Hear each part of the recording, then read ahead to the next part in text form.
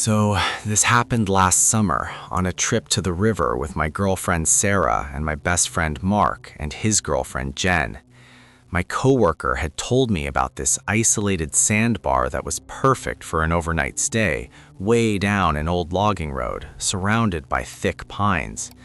The hike in was a bit longer than we expected, but the trail was clearly marked and we made good time. We got there just as the sun was dipping below the tree line and the sky was turning a deep purple and pink. The river was moving slow and the sound of the water lapping against the bank was really relaxing. We got the tents pitched on the sand and there was still a little bit of daylight left, though the shadows from the trees were getting long. The water looked incredible and it was a humid night, so Jen suggested we wade in to cool off. I was definitely down for it because the hike had been brutal and my coworker swore the water was clean. So we all stripped down to our basics and waded out about waist deep, exclaiming how refreshing it felt.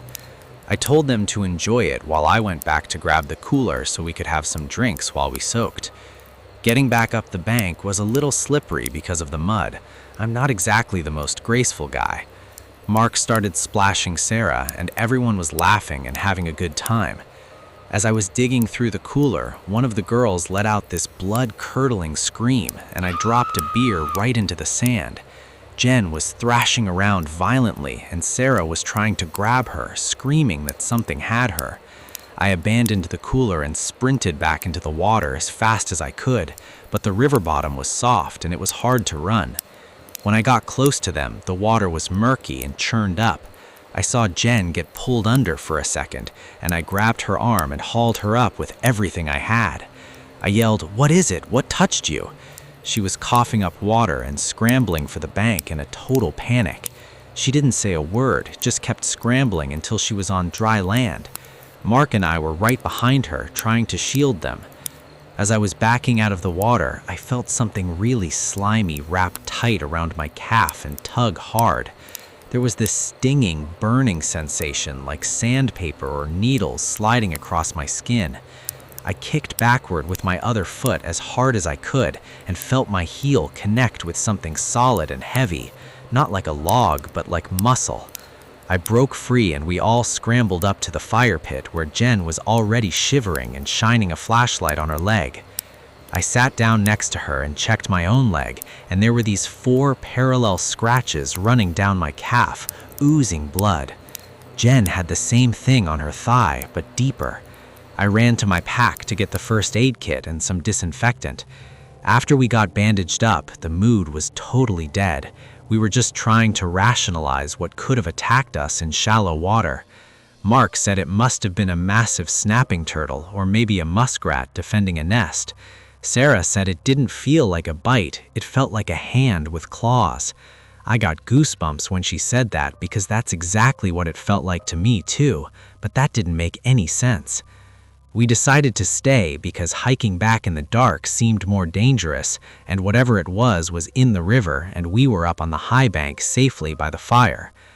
By this point it was pitch black, the moon was covered by clouds, and the only light was our campfire. We were trying to distract ourselves, talking about work and movies, but we kept glancing at the riverbank. All was quiet until we heard this wet slapping sound coming from the edge of the water. We all froze and looked at the riverbank at the same time, straining our eyes against the darkness. Probably just a beaver slapping its tail, we hoped. We went back to silence for a minute, but then the sound came again, closer this time. It didn't sound like a tail splash. It sounded like something heavy dragging itself out of the mud and onto the sand. The girls begged us to go look, so Mark and I grabbed the high-beam flashlights and walked to the edge of the drop-off where we could look down at the sandbar. We swept the beams back and forth across the sand until Mark grabbed my shoulder and whispered, "Do you see that?" I followed his light. There was this pale shape crouched on the sand right near where our tents were pitched. At first I thought it was a deer drinking, but then I realized the proportions were all wrong. It looked hunched over like a person, but its limbs were too long and bent at weird angles. It was facing away from us toward the tents, and then it slowly turned its head into the light, and we saw the reflection of its eyes. They were wide and milky. It let out this low, hissing noise that vibrated in my chest. That's when Mark and I both screamed, "Run to the car!" I remember grabbing Sarah's hand and yelling to leave everything. We didn't pack anything. We just grabbed the keys and took off, sprinting down the dark trail, stumbling over roots and rocks until we hit the parking lot. We jumped in the truck and sped out of there, probably doing 60 on a dirt road. The next afternoon, I went back with my uncle and a shotgun to see if we could salvage our gear, but the campsite was a disaster. The tents were shredded to ribbons, and the metal poles were snapped like twigs. Our clothes were torn and scattered everywhere, and the cooler was smashed open with bite marks on the plastic. I told my uncle about the thing on the beach and showed him the scratches on my leg, asking what kind of animal does that. He looked at the tracks in the mud and just shook his head, saying we were lucky to get out. We never went back to that river, and I haven't gone camping since.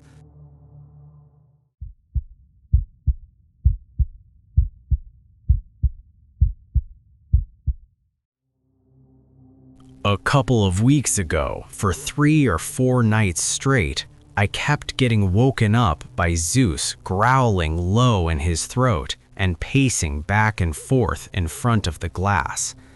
The first couple of nights, I just yelled at him to go lay down, figuring he saw a deer or a raccoon on the deck. The second night, I actually got up and flipped the porch light on, but the yard was dead silent and empty. By the fourth night of this constant pacing and growling, I was getting frustrated. I figured there was some teenager messing around near the property line, or maybe a coyote getting too bold. I grabbed my heavy-duty flashlight and Zeus's leash and decided to go investigate. As soon as we stepped off the deck, Zeus was pulling hard on the leash, dragging me toward the dense tree line at the back of the acre. He was barking his head off, completely ready to fight whatever was out there. I let him lead, thinking if it was a person, a 100-pound Rottweiler would send them running for the hills.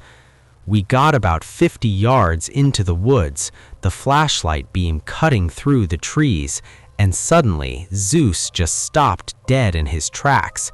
He stopped barking, and the hair on his back stood straight up. He wasn't pulling anymore. He was backing up against my legs, whining. That's when I knew something was wrong, because this dog isn't afraid of anything. I shined the light ahead, scanning the brush. "Who's there?" I shouted, trying to sound tougher than I felt. "I have a guard dog and I'm armed. Get off my land."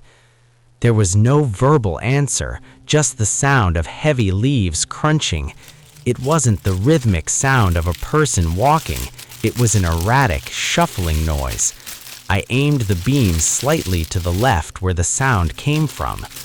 About 30 feet away, standing behind a thick oak tree, I saw a pair of eyes reflecting the light. They were yellow and wide-set, way high off the ground to be a deer or a bear. I froze, waiting for it to run away, but it didn't.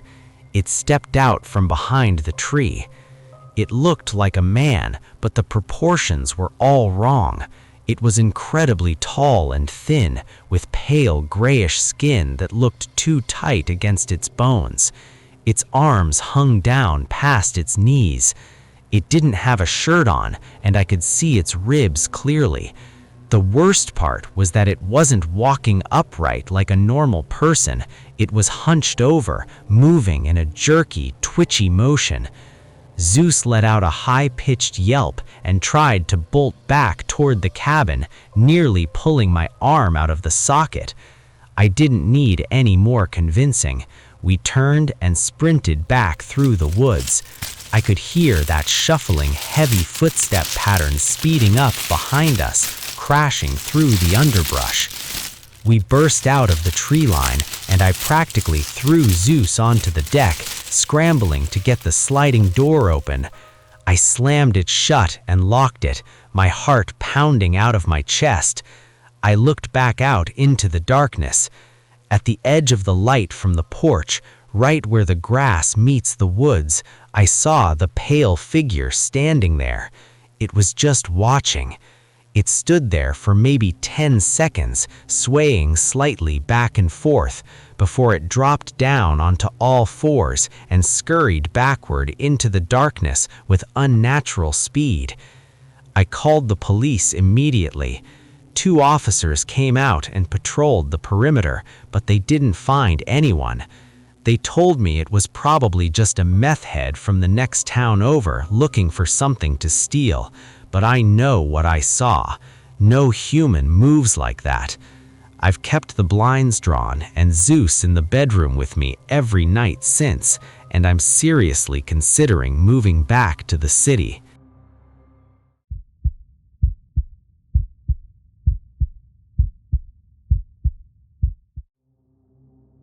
My wife and I have lived in our ranch-style house in rural Ohio for just over 20 years, and up until last autumn, we never had a single reason to be afraid of the dark. Our kids are grown and living in the city, so it's just the 2 of us and our old retriever, Buster, out here. It started in late October when I woke up to my wife nudging me awake. She whispered that she heard something walking on the back porch. I listened for a minute, but didn't hear anything. Still, she insisted, so I got up and flipped on the porch light and looked through the sliding glass door. The deck was empty.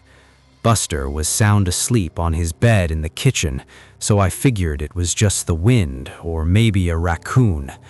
I turned off the light and went back to bed, telling her she was hearing things.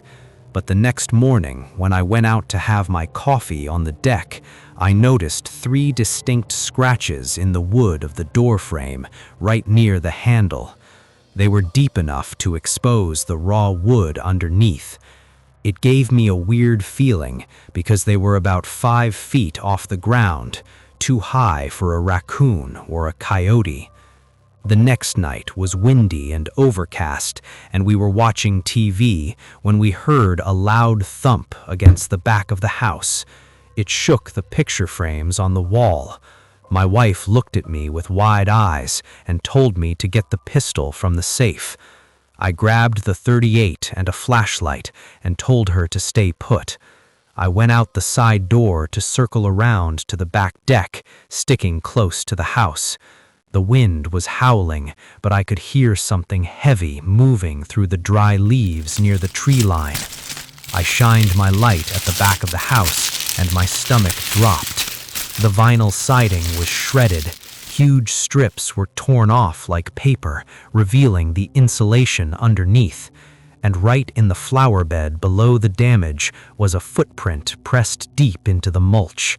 It looked like a handprint, but it was massive, with long fingers and deep impressions where claws would be.